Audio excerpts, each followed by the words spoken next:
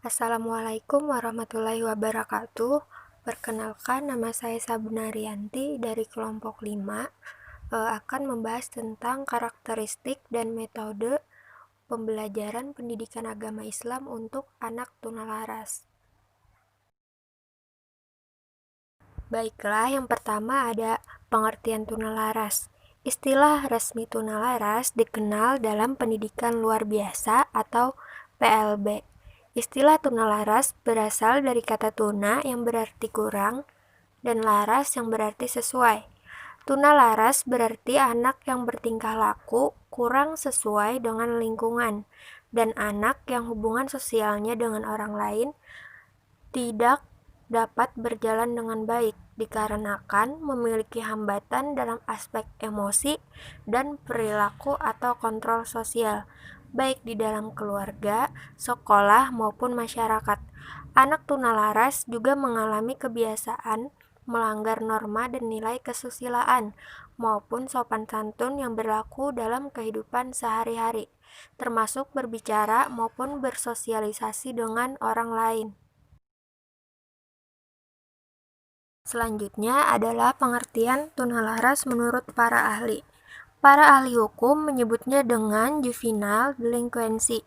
Dalam Peraturan Pemerintahan Nomor 72 Tahun 1991 disebutkan bahwa tunalaras adalah gangguan atau hambatan tingkah laku sehingga kurang dapat menyesuaikan diri dengan baik terhadap lingkungan, keluarga, sekolah, dan masyarakat. Kemudian definisi yang diadaptasi oleh Lines dan Lewis tahun 1998 adalah Public Law 94-242 Undang-Undang tentang PLB di Amerika Serikat, yaitu tunalaras adalah gangguan emosi yang menunjukkan salah satu gejala-gejala dalam satu kurun waktu tertentu dengan tingkat yang lebih tinggi yang akan mempengaruhi prestasi belajar. Contohnya, yang pertama adalah kesulitan bahkan ketidakmampuan dalam belajar. Yang kedua, ketidakmampuan menjalin hubungan dengan baik dan menyenangkan dengan teman dan guru. Yang ketiga, bertingkah laku yang tidak pantas pada keadaan normal. Yang keempat, perasaan tertekan atau tidak bahagia terus-menerus. Yang kelima, cenderung menunjukkan gejala-gejala fisik seperti takut pada masalah-masalah sekolah. Dari beberapa definisi di atas dapat disimpulkan bahwa membuat definisi atau batasan mengenai tunalaras sangatlah sulit, karena definisi tersebut harus menggambarkan keadaan anak tunalaras secara jelas. Beberapa komponen yang penting untuk diperhatikan adalah yang pertama, adanya penyimpangan perilaku yang terus-menerus menurut norma yang berlaku sehingga menimbulkan ketidakmampuan belajar dan penyesuaian diri. Yang kedua, penyimpangan itu tetap ada walaupun telah menerima layanan belajar serta bimbingan. Selanjutnya adalah karakteristik pada anak tunalaras. Menurut Halahan dan Kaufman pada tahun 1986, berdasarkan dimensi tingkah laku anak tunalaras adalah yang pertama, anak yang mengalami gangguan perilaku. Contohnya, suka berkelahi, memukul, dan menyerang. Pemarah, pembangkang, suka merusak, suka menentang, suka mengganggu, hiperaktif, suka menyalahkan orang lain, dan mementingkan diri sendiri. Yang kedua adalah anak yang mengalami kecemasan dan menyendiri. Contohnya, sering cemas, tegang, terkadang tidak punya teman, merasa tertekan, sensitif, rendah diri, mudah frustasi, pendiam, dan mudah bimbang. Kemudian, anak yang kurang dewasa, yaitu suka melamun, kaku, pasif, mudah dipengaruhi, suka mengantuk, dan mudah bosan. Dan yang terakhir adalah anak yang agresif bersosialisasi.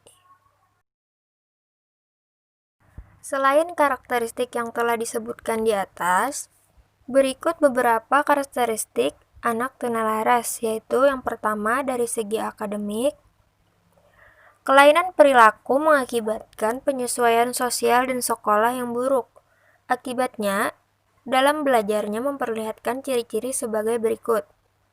1. Hasil belajar di bawah rata-rata. Yang kedua, sering berurusan dengan guru BK. Yang ketiga, berkemungkinan tidak naik kelas. Yang keempat, sering membolos. Yang kelima, sering melakukan pelanggaran baik di sekolah maupun di masyarakat. Kemudian dalam segi sosial dan emosional. Karakteristik sosial atau emosional tunalaras dapat dijelaskan sebagai berikut. Yang pertama, karakteristik sosial, yaitu masalah yang menimbulkan gangguan bagi orang lain. Ciri perilaku ini adalah: yang pertama, perilaku itu tidak diterima di masyarakat, biasanya melanggar norma budaya. Yang kedua, perilaku itu bersifat mengganggu dan dapat dikenai sanksi oleh kelompok sosial. Kemudian yang ketiga, perilaku itu sering ditandai dengan tindakan agresif, yaitu tidak mengikuti aturan, bersifat mengganggu, bersifat membangkang dan menentang, kemudian tidak dapat bekerja sama. Dan yang ketiga, melakukan tindakan yang melanggar hukum dan kejahatan remaja. Setelah membahas karakteristik sosial, kemudian sekarang akan membahas karakteristik emosional. Karakteristik emosional ditandai dengan: yang pertama, hal-hal yang menimbulkan penderitaan bagi anak, misalnya tekanan batin dan rasa cemas. Yang kedua, ditandai dengan rasa gelisah, rasa malu, rendah diri, ketakutan, dan sifat perasa atau sensitif. Kemudian, karakteristik yang terakhir atau yang ketiga adalah karakteristik fisik atau kesehatan. Pada anak tunalaras umumnya memiliki masalah fisik atau kesehatan yang dialami berupa gangguan makan, gangguan tidur, atau gangguan gerakan. Umumnya mereka merasa ada yang tidak beres dengan jasmaninya. Ia mudah mengalami kecelakaan, merasa cemas pada kesehatannya, seolah-olah merasa sakit, dan lain-lain. Kelainan lain yang berupa fisik yaitu gagap, kemudian sering buang air yang tidak terkontrol. Setelah membahas tentang karakteristik, selanjutnya membahas tentang prinsip pembelajaran pada anak tunalaras. Prinsip yang diperlukan anak tunalaras adalah sebagai berikut. Yang pertama adalah prinsip kasih sayang. Anak tunalaras mempunyai karakteristik sosial emosional dengan gangguan kepribadian. Perlu pendekatan secara psikis dengan kasih sayang dari semua pihak, baik keluarga, sekolah, maupun masyarakat. Yang kedua adalah prinsip individual. Peserta didik mempunyai karakteristik yang berbeda-beda, maka untuk anak tunalaras perlu diperhatikan sikap perilakunya secara individual, yang gunanya untuk menentukan program yang akan dirancang agar perilaku menyimpang dapat diterapi dan diatasi dengan baik. Kemudian yang ketiga adalah prinsip motivasi belajar. Motivasi belajar bagi anak tunalaras bertujuan untuk memupuk daya akan kekuatan dari dalam diri anak, agar mereka bergerak dalam melakukan kegiatan-kegiatan yang baik.